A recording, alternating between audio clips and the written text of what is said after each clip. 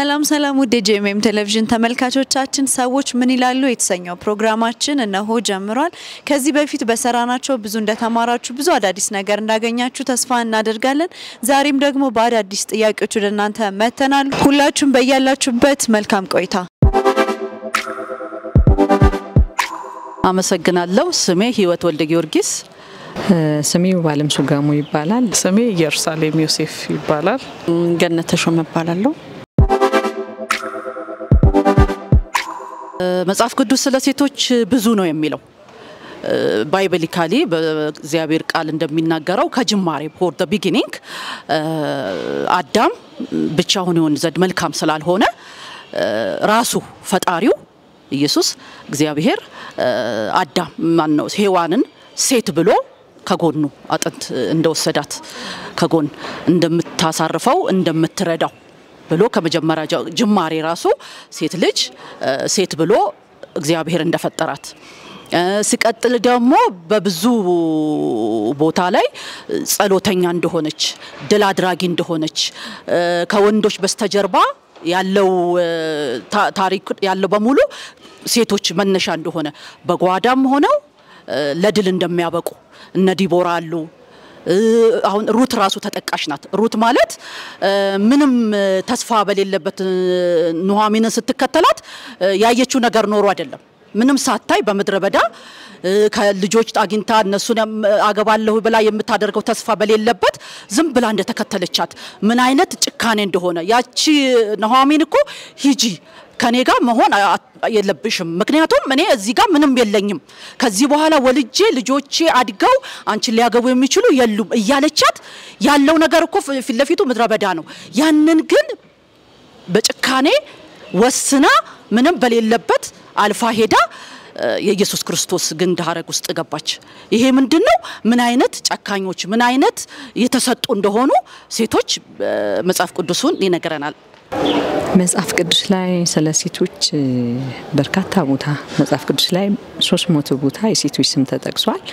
ከነዛ ውስጥ ብርቱና ጀግና የሆኑ ሴቶች አሉ። ለምሳሌ እንደ ዲቦራ ሩት አለች፣ አስቴር አለች፣ ብዙ ማርያም አለች፣ መግደላዊ ማርያም አለች እና ማርታ አሉ። ብዙ እግዚአብሔር ጌታ ኢየሱስን የሚያገለግሉት በብዙ ነገር ደግሞ ህዝባቸውን የታደጉ እንደነ አስቴር አይነት እግዚአብሔር በሞገስ የገለጣቸው ከዛም ህዝባቸውን ያዳኑ ደግሞ አሉ። እንደ ሩት አይነት ደግሞ ወደ ኢየሱስ ክርስቶስ የደም ሐረግ የገቡ አሉ። ስለዚህ እንደዚህ አይነት በርካታ እህቶች አሉ መጽሐፍ ቅዱስ ላይ። እንግዲህ መጽሐፍ ቅዱስ ስለ ሴቶች በርካታ ነገር ይላል። ከመነሻውም እግዚአብሔር ያው ሰውን ሲፈጥር አዳምን ፈጥሮ ከዛ ቀጥሎ ሴትን ይሰራውና ወንድና ሴት አድርጎ ነው የፈጠራቸው። ከዛ ጀምሮ ሴትን ከፈጠረበት ጊዜ ጀምሮ እንግዲህ በርካታ ቦታ ላይ ስለ ሴቶች ብዙ ነገር ይላል። ያው በብሉይ ኪዳን ላይ ብዙ ሴቶች አሉ የእምነት አርበኞች የሆኑ መጽሐፍ ቅዱስ በስማቸው የተጻፈላቸው እና አስቴር እና ሩት እንዲሁም ደግሞ በጣም በጠንካራነታቸው የሚታወቁ እና አቢጌል እና ዲቦራ እና ሃና አሉ። ብዙ በርካታ ሴቶች በእምነታቸው በኮሚትመንታቸው በጥንካሬያቸው በብዙ ሊገለጹ የሚችሉ በብዙ ሊታዩ የሚችሉ ሴቶች አሉ። በአዲስ ኪዳንም ደግሞ ስናይ ኢየሱስ ክርስቶስ ሴቶችን ያቀርብ ነበር። የሚያገልበት ነገር አልነበረም። አብሯቸው ፌሎሺፕ ያደርግ ነበር አይደል? በሴቶች ቤት ይሄድ ነበር ከነ ማርታ ጋር ከነ ማርያም ጋር ያለው ነገር በርካታ ነበር። እንደገና ደግሞ የትንሳኤውን እንኳን ድል ያበሰሩት ሴቶች ናቸው አይደል? በሴቶቹ አስደነቁን እስኪሉ ድረስ ማለት ነው ሐዋርያቶቹ እስኪገረሙ ድረስ ሴቶች በልዩ ልዩ አይነት መንገድ ላይ እነ ኤልሳቤጥ እነ ማርያም የሚገለጡ የሚታወቁ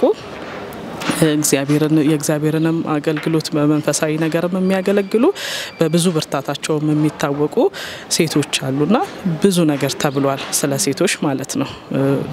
ኢቭን በወንዶች እንኳን ሊከሰሱ የሚመጡትን ነዛ መንዝራይት ሴቶች ሲመጡ ኢየሱስ ክርስቶስ ከለላ ሆኖላቸው ጠበቃ ሆኗቸው ማለት በቃ ደግመሽ ኃጢአትን አትስሪ ብሎ ሲሄድ ያቺ ስለ ኢየሱስ ያወራችው አይደል? ቀትር ላይ ሄዶ ጠብቆ ያገኛት ወንጌልን ስለ ኢየሱስ የተናገረች በርካታ ጠንካራ ሴቶች ወንጌልን የተናገሩ በአዲስ ኪዳን ደግሞ ደካማ የነበሩ ነገር ግን ኢየሱስ ክርስቶስ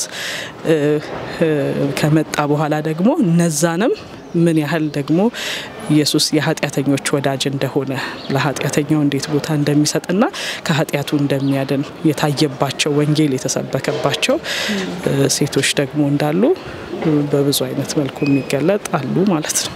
ስለ ሴቶች የተጻፈ አለ። ለምሳሌ ሐናን ብናነሳ አንድ ልጇን ለአገልግሎት ያበቃች ጠንካራ እናት ናት እና ስለ ሙሴ እናት እናነሳ ጥበበኛ ሴት ናት። የራሷን ልጅ ለማጥባት የተጠቀመችው ጥበብ ያስገርመኛል። ሌላ ሰው እንዳያጠባ ማድረግ አሁን እንዲህ አይነት ጥበብ ማግኘት ከሴቶች የተሰጠ ነውና ሩትን ብናስብ ብዙ ምናነባቸው ከሴቶች ከእናቶች የሚገኝ ናቸው።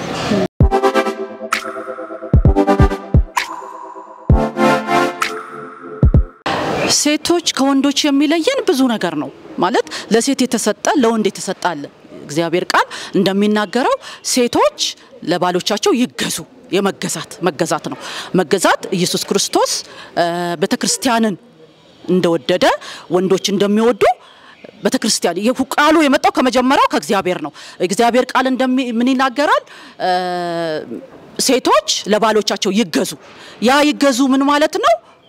በቃ ኃላፊነታቸውን ሁሉ ይወጡ ለወንዶች ማለት ነው። ምክንያቱም ወንዶች በብዙ ነገር ድካም ይመጣሉ፣ ብዙ ኃላፊነት አለባቸው። ያንን ኃላፊነታቸው በርደናቸውን ለመሸፈን ለመደገፍ ሴት አጋር ናት። በቃ ሲጀመርም for the beginning አጋር ሆና ነው የተፈጠረችውና አጋሽ ስለሆነች በቃ አጋዥ ናት። ያ አጋዥነቷ ደግሞ ከወንዶች ይለያታል።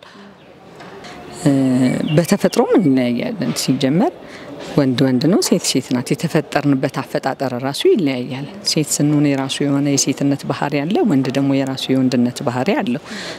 እናት መሆን የሴትነት ባህሪ ነው። ኃላፊነት መሸከም አለ፣ እህት መሆን አለ፣ ሚስት መሆን አለ። በሴትነት ውስጥ ብዙ ምናያቸው የሴት ባህሪያቶች አሉ። ሴት መሆን ሩሩህ መሆን ነው፣ ደግ መሆን ነው፣ እናት መሆን ነው፣ አቃፊ ሰብሳቢ አስተዋይ ጥበበኛ መሆን ማለት ነው። በእኔ ሴትና ወንድ እግዚአብሔር ሲፈጥር እንግዲህ መጀመሪያ እንዳልኩት ሴትና ወንድ አድርጎ ነው የሰራቸው። ስለዚህ በጾታዊ በራሱ የሆነ ልዩነት አላቸው። ሮልም ሲሰጣቸው ማለት ተግባርም ሲሰጥ ወንድን የሚገልጽበት የተለየ መልክ አለው፣ ሴትን የሚገልጽበት አይደል? ልክ በባልና በሚስትም ሲታይ ኢየሱስ ክርስቶስ ልክ ባልን የቤት ራስ ይልና ሚስትን ደግሞ ሴትን ምቹ ረዳት እያለ የተግባር የሥራ ክፍፍሎች በዛ አይነት መልኩ ይገለጥ ይሆናል እንጂ ያው ሴትም ወንድም በእግዚአብሔር አምሳል የተፈጠረ በእግዚአብሔር ሐሳብ የተፈጠሩ የጾታ ልዩነትና የተሰጠን የኃላፊነት ልዩነት ከዛ ውጪ የተለየ ልዩነት ያፈጣጠራችንም የሚለይበት ምክንያት ነው። እግዚአብሔር ሴትን አድርጎ ከመጀመሪያው ጀምሮ ረዳት አድርጎ መፍጠሩ ለአዳም አጋሽ ረዳት እንድትሆነው መፍጠሩ ከወንድ ከሴት የሚለየው ሁኔታዎች አሉ።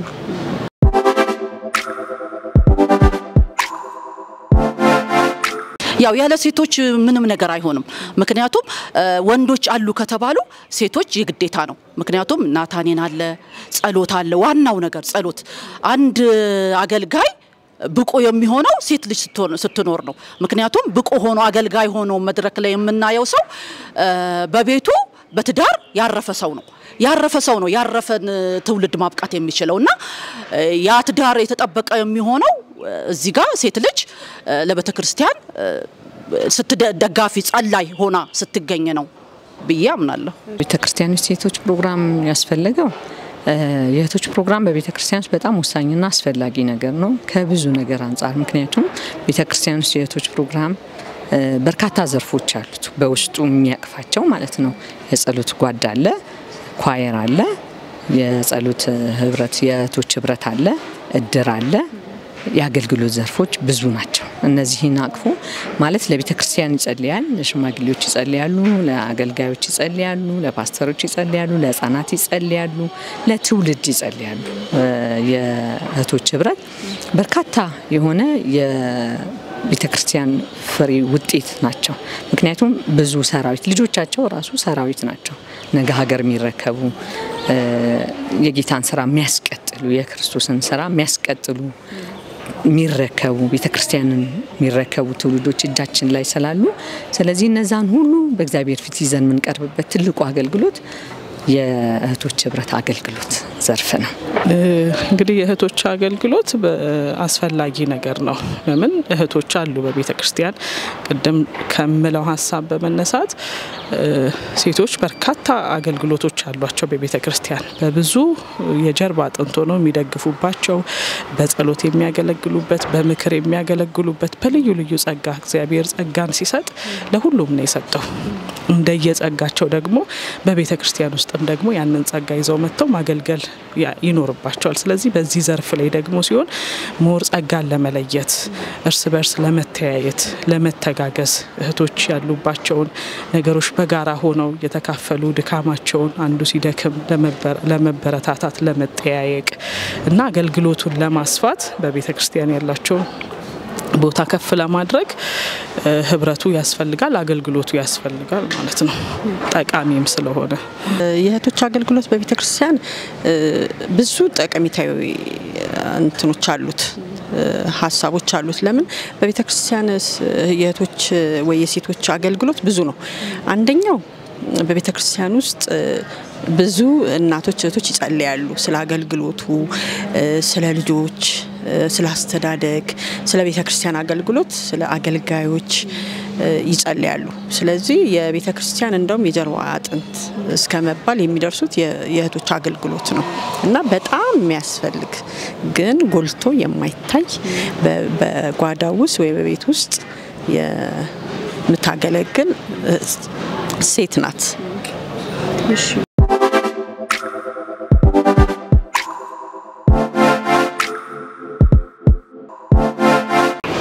ተግዳሮት ብዙ አለ። ያው ማህበረሰብ ተግዳሮት ነው፣ ቤተሰብ ተግዳሮት ነው፣ በቃትቺም የሚል ተግዳሮት ነው። ብዙ ጊዜ ማለት ለሴቶችና ለወንዶች የተሰጠው በጠቅላላ በማህበረሰቡ ዘንድ ተጽዕኖ ሴቶች ላይ ነው ያለው። ሴቶች አትችልም የሚል ነው።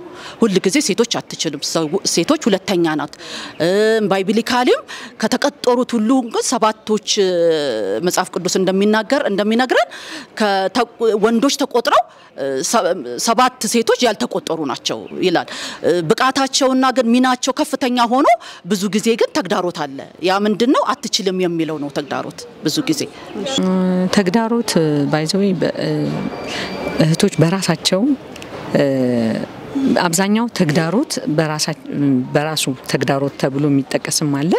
ግን ደግሞ ራሳችንን እናመጣቸው ተግዳሮቶች አሉ። ለምሳሌ አንድ ልጅ ወልደን በተለያየ አገልግሎት በተለያየ ነገር ቀድሞ ምንሳተፍ የነበርን ልጅ ስለወለድን ብቻ እንደ ምክንያት በቂና ጥጋቢ አይደለም አይከለክለንም፣ ግን እንደ ምክንያት አድርገን እናስቀምጣለን። ምክንያቱም ስራ መሄድ ምንም ምክንያት ልደረድርለት የሚችለው ነገር አይደለም ስራ ስለሆነ ገባ። ስለዚህ ልክ እንደዛ ሁሉ ተግዳሮት ነው ብዬ ማልወስዳቸው ብዙ ግን እንደ ተግዳሮት የያዝናቸው ነገሮች አሉ። ከነዛ ውጪ ግን ተግዳሮትን አልፈው እየወጡ ጸጋቸው የተገለጠ በብዙ ነገር ጌታን የሚያገለግሉ በብዙ ስብስብ ችግር ውስጥ አልፈው የተገለጡ ሰው እህቶችም ስላሉ ተግዳሮታችንን አሸንፈ መውጣት እንችላለን። ተግዳሮት የለም አይደለም። ኃላፊነት በራሱ ተግዳሮት ነው። ልጅ ማሳደግ ተግዳሮት ነው። ቤት ውስጥ ያሉ በርካታ ነገሮች ማህበረሰቡ፣ ጎረቤት፣ ቤተሰብ ብዙ ነገር ኃላፊነት አለብን። ያንን ሁሉ ግን በተለያየ በፕሮግራም አስተካክለን እግዚአብሔር የሰጠንን ጸጋ ደግሞ መግለጥ ምንችልበትን የራሱ የሆነ ፕሮግራም ማዘጋጀትና መውጣት አልፈን መሄድ እንደምንችል በመተጋገዝ ብያስባለሁ። የእህቶች ተግዳሮት እንግዲህ ሴቶች በመጽሐፍ ቅዱስም ስናይ በብሉይ ኪዳን ስናይ ለምሳሌ ሴቶችና ህጻናት አይቆጠሩም ነበር። በራሱ ሴቶችን ወደ ኋላ የሚያስቀር ነገር ነበረው። እንዲሁም ደግሞ በሌላም አሁንም ዛሬ ላይ ቆመን ደግሞ ስናይ ሴትና ወንድ በልዩ ልዩ ቦታዎች ላይ እኩል ቦታ ሲሰጣቸው አናይም። ሴቶችን ወደ ኋላ ገሸሽ ማድረግ ቅድሚያ ለወንዶች የመስጠት ነገር አለ። ይህ ተግዳሮት ደግሞ ዛሬ ላይ በቤተ ክርስቲያን ሴቶች ከወንዶች እኩል ወጥተው ጸጋቸውን ሼር ማድረግ እንዳይችሉ መናገር እንዳይችሉ በህብረተሰቡ ሲወርድ ሲዋረድ በመጣው ነገር ራሳቸውን ያዝ የማድረግ ወደ ኋላ የማስቀረት ነገሮችን ያመጣል። ማለት ያንን ችግር ያ እንደ ተግዳሮት ሆኖ ሊቀጥል ይችላል። ለምን ሳይኮሎጂካሊ እኩል በማይታይበት ሁኔታ ላይ ወጥቶ እኩል ከወንድ እኩል እግዚአብሔር በሰጠው ጸጋ ማገልገል እግዚአብሔር በከፈተልሽ እድሎች መጠቀም የሚለውን ነገር ወደ ኋላ እንድትይ የሚያደርግ የራሱ የሆነ ተግዳሮት ይኖረዋል። ሌላው ደግሞ ያው ብርቱ ሴቶች አሉ። በብሉይ ኪዳንም በአዲስ ኪዳንም የምናውቃቸው በጣም ጠንካራ ሴቶች አሉ። በጣም በቃ ለመንግስታት ድል የሆኑ የጦር መሪዎች እንደነ ዲቦራ በቃ ከፊት ወጥተው እንደነ አቢጌል በቃ ሊመጣ ያለውን ጥፋት የሚከለክሉ እንደነ ሩት በብርቱ ጸሎታቸው በትጋታቸው ደግሞ በጣም ለቤተ ክርስቲያን ድንቅ የሆኑ አገልጋዮችን ደግሞ የሚያፈሩ እንደነ ሳሙኤል አይነት የሙሴ እናት አለች። ልጇን በቀዘሩን የመጣበትን መንገድ እግዚአብሔርን ሐሳብ እንዳይለቅ እያስተማሩ የሚያሳድጉ በብዙ ቻሌንጅ ውስጥ ሆነው ደግሞ በርካታ ነገር የሰሩ እህቶችን እናያለን። በአዲስ ኪዳንም እንደዛው። ስለዚህ ይሄ ተግዳሮት ምንድነው? አሁን ላይ ደግሞ ባለነው ላይ ምን ይሆናል? ብዙ ነገሮች ይዞናል። ሴትነታችን በራሳችን ከምንሰጠው ግምት ተነስተን ለአገልግሎት ደፍሮ የመውጣት ነገሮች አይኖሩንም። ያ በራሳችን ደግሞ ተጨማሪ የምናደርገው ማለት ነው ካለው ካስተሳሰቡ ተነስተን ማገልገል ባለብን ልክ አናገለግልም። ምክንያቶችን እንደረድራለን። ምናልባት ሚስት መሆንን፣ የቤት ውስጥ ኃላፊነትን፣ ልጆች መውለድን ከአገልግሎት ወደ ኋላ እንድንቀር እያሰብን እንደ ተግዳሮት እየቆጠረን ከአገልግሎት ገሸሽ የሚያደርጉን ነገሮች። እኚህ ግን በጣም ጠንካራ የሆኑ ሴቶች ደግሞ ጥሰው የወጡ በጣም ለብዙዎች በረከት የሆኑ እህቶችም አሁን በእኔ በራሴ ታሪክ ብነግርሽ እኔ አያቴ እንግዲህ አሁን ካለው ያናኗር ዘዴ በበለጠ ተግዳሮት ያለበት ነው። የገጠር ኑሮ ቤተሰብን ማኔጅ ማድረግ ለልጆች የሚያስፈልጉ ነገሮችን ማድረግ በየጊዜው ልጆችን በመውለድ በቃ ቢዚ መሆን ከኛ ጊዜ በበለጠ የነሱ ጊዜ ከባድ ነበረ። ግን ሚሽነሪ ናት፣ ታገለግላለች፣ ልጆችን ትወልዳለች፣ ቤቷን ታገለግላለች፣ ባሏን ታገለግላለች። ለወንጌል ስራ ደግሞ በርካታ ቦታዎች ላይ ትሄዳለች፣ የወንጌልን ስራ ትሰራለች።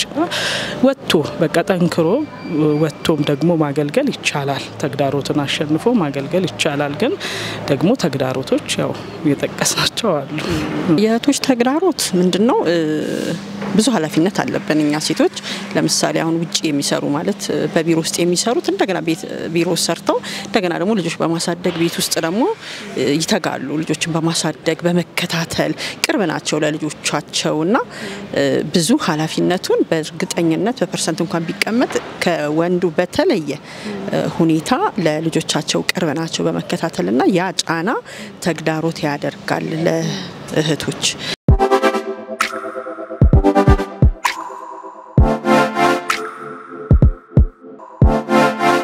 የቤተክርስቲያን ድርሻ ሴቶችን ማብቃት ነው።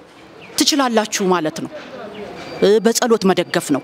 እንዲወጡ እድል እንዲያገኙ ወጥተው ከወንዶች እኩል ስለ እግዚአብሔር፣ ስለ ትውልድ፣ ስለ ቤተክርስቲያን፣ ስለ አገር መናገር እንዲችሉ ማብቃት ነው የቤተክርስቲያን ኃላፊነት።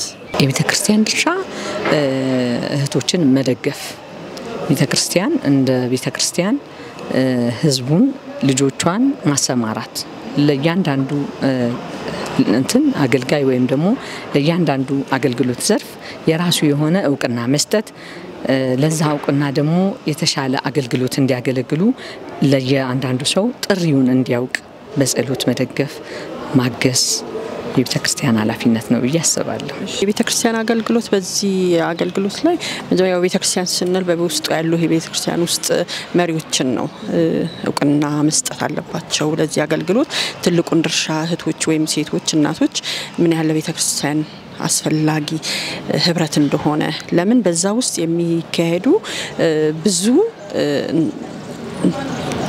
አገልግሎታቸው ለምሳሌ በእህቶች ህብረት ውስጥ የሚመራ ኳየር አለ፣ የጸሎት ጓዳ አለ፣ በዛ ውስጥ መጎብኘት አለ የተጎዱ እህቶችን ማየት አለ ቤተሰብ መጠየቅ አለ ከአገልግሎት የራቁ እህቶችን ማምጣት አለ እንደውም ለአገልግሎት የመጀመሪያውን አንደኛውን ደረጃ የሚያስኬድ የእህቶች አገልግሎት ነው እና ይሄንን ቤተክርስቲያን ውስጥ ያሉ መሪዎች ይሄንን አውቀው ይሄንን አገልግሎት ሊደግፉ ይገባል ብዬ አስባለሁ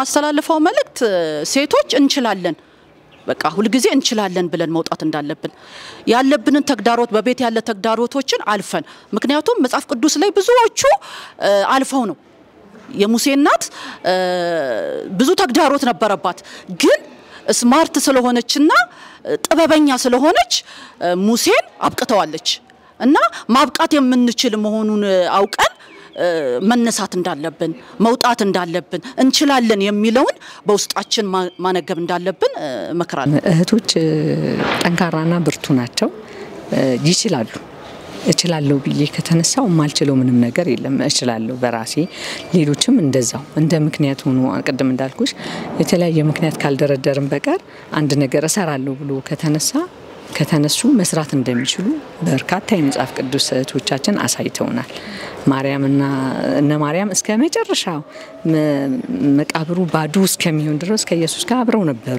ለረጅም ጊዜ ማንንም አላየም ቀድመው ያዩት እነሱ ናቸው እና በዚህ ልክ መሄድ ይችላሉ አስቴር አዝዋል ያልቅ ሲል እስከ መጨረሻው ድረስ ሄዳ ባልተፈቀደላት ሁኔታ እግዚአብሔር ሞገስ ስለሆናት ህዝቧን አድናለች አይደለ ስለዚህ ልክ እንደነዚህ ምሳሌዎቻችን የሆኑ በርካታ እህቶች መጽሐፍ ቅዱስ ላይ ያሉ ልክ እንደነሱ እኛም እንችላለን በሚል በርቱ ያስባሉ ለሴቶች ማስተላለፈው መልእክት ያው ሴቶች በብዙ ነገር ጠንካራ መሆን አለባቸው ብርቱ የጸሎት ሴቶች መሆን አለባቸው ለምን ቤት ውስጥ ባለ ኃላፊነት ቤተክርስቲያን ላይ ባለ ኃላፊነት የሴቶች ሚና ከፍተኛ ነው በጣም ጠንካራ ሴቶች ካልሆኑ በጸሎት የበረቱ ካልሆኑ ቤታቸውን ልጆቻቸውን ትውልድ በእናቶች እጅ ላይ ነው ያለው በቤተሰብ ላይ በእናትም በአባትም ቢሆን ግን ሞሮፍ በቅርበት ልጆችን የማገልገል ልጆችን የመውለድ ጸጋ ያለው እናቶች ጋር ነው እህቶች ጋር ነው ያንን ደግሞ ለማድረግ አሁን ጊዜውን የሚመጥን ልጆችን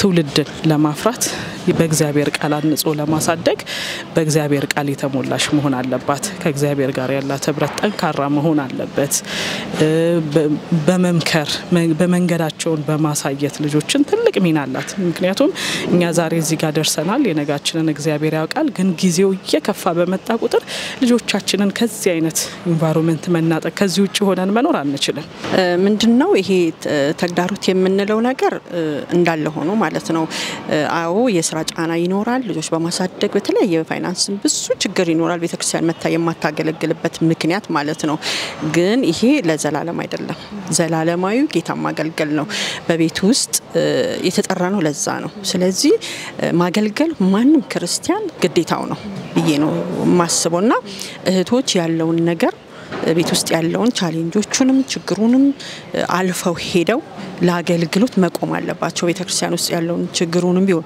ቤት ውስጥ ያለውን ችግር ቢሆን ተጋፍጠው ለአገልግሎት መቆም አለባቸው ብዬ ከማሰብ ከሴቷ አንዷ ነኝ ስሜ ትግስት ወርቁ ገብረ ህይወት ይባላል የማገለግለው ሰሚት ህይወት ብርሃን ቤተክርስቲያን ነው በሊደርሺፕ አገለግላለሁኝ ብዙ ስለ ሴቶች ተግዳሮት ብዙ ይባላል የሴቶች ተግዳሮት በጣም እኔ ቀላል ነው ብዬ ነው ማለት ተግዳሮቱን አሸንፈው ወጥተው ለራሳቸውም ለቤተሰባቸውም ለቤተክርስቲያንም ለሀገርም ጠቃሚ መሆን ይችላሉ አሁን ለምሳሌ ምሳሌ 31 ላይ ያለችዋን ሴት ስናይ ቤተሰቧን ልጆቿን ባሏን በሷ ስር የነበሩትን ሰራተኞች ሳይቀር በጣም የምትጠቅም ሴት ነች እና ባሏ በሸንጎ በተቀመጠ ጊዜ ደስተኛ የሚሆን ኩራት የሆነ ታሪክ ነው የሰራችው ነጋዴ ነች የነጋዴ መርከብ ነች እኔ በጣም ትገርመኛለች እሷ ሴትና ብዙ ጊዜ አስባታለሁ ብዙ ጊዜም አነሳታለሁና ምሳሌ 31 ላይ ያለችዋ ሴት በጣም ጀግና ሴት ናትና እሷን መሆን ተግዳሮቾችን አሸንፎ መውጣት ለልጆች ትክክለኛ እናት ምሳሌያዊ እናት ለባል በጣም ባሏን አክባሪ ሚስት ለባሏ ኩራት የሆነች ሚስት መሆን ትችላለች ተግዳሮቱ በጣም ቀላል ነው ተግዳሮቶቹ ማሸነፍ የምንችለው አንደኛ በእግዚአብሔር መንፈስ መሆን እንደ ክርስቲያን መጸለይ እግዚአብሔር ፊት ሁሉን ነገር ማቅረብ አሸናፊ ያደርገናልና ጌታ ስሙ ይባረክ በነገር ሁሉ የረዳን እግዚአብሔር ነው ምሳሌ 31 ላይ ያለችዋን ሴት እሷን እህት የሆነን ራሳችንን በእግዚአብሔር ፊት ማሳደግ መኖር እንድንችል የእግዚአብሔር ጸጋ ያገዘን በጣም ብዙ ሴቶች ብዙ እናቶች እንደውም እኔ በጣም የሚገርመው እናቶች ለኢትዮጵያ መፍትሄ ናቸው ላለው ለአንድነታችን ለሰላማችን የኢትዮጵያ እናቶች ላለው ብዙ ጊዜና እግዚአብሔር በዚህ መንገድ ኢትዮጵያን እናቶችንም ያነሳሳ የኢትዮጵያ ሴት ልጆችንም ያበርታ የቤተክርስቲያን ድርሻ ቤተክርስቲያን በእህቶች ላይ በሴቶች ላይ በጣም መስራት አለባት ሴቶች ማይችሉ ማይሰሩ እንዳይመስላቸው እና ቤተክርስቲያን ላይ ሴት እግዚአብሔር ቤት ማገልገል እግዚአብሔር ቤት መስራት ትችላለች ሴት በጸሎት ስታገለግል በቤተክርስቲያን ላይ በጣም አስገራሚ የሆነ የእግዚአብሔር ምህረት ቸርነት በቤተክርስቲያን ላይ ይገለጻል እና ቤተክርስቲያን ደግሞ ለእህቶች እህቶችን ማበረታታት ማገልገል እንደሚችሉ መስራት እንደሚችሉ ማበረታታት አለባት ቤተክርስቲያን ከበህቶች ዙሪያ የምትሰራ ቤተክርስቲያን ውጤታማ ትሆናለች አሁን የኛ ቤተክርስቲያን ሰሚት ህይወት ብርሃን የጸሎት ህብረት የእህቶች ህብረት በጣም በእውነት በጣም ትልቅ አስተዋጽኦ የሰሩ ናቸው ዛሬ እግዚአብሔር ረድቶን ትልቅ ደረጃ ደርሰናል ክብር ለእግዚአብሔር ይሁን እንግዲህ ተመልካቾቻችን ለዛሬ ያዝንላችሁ ፕሮግራም ይሄንን ይመስል ነበር ሴቶችን በተመለከተ ብዙ ሐሳቦች ተነስተዋል ብዙ እንደተማራችሁ አዳዲስ ነገር እንዳገኛችሁ ተስፋ እናደርጋለን ሳምንት ደግሞ በሌሎች ጥያቄዎች ወደ እናንተ እንመጣለን ያላችሁን ሐሳብ አስተያየት በቴሌግራም አድራሻችን ላኩልን ከፕሮግራሙ ጋር እኔ ኢየሩሳሌም አካሉ አብሬያችሁ ቆይታ አድርጋለሁ መልካም ሳምንት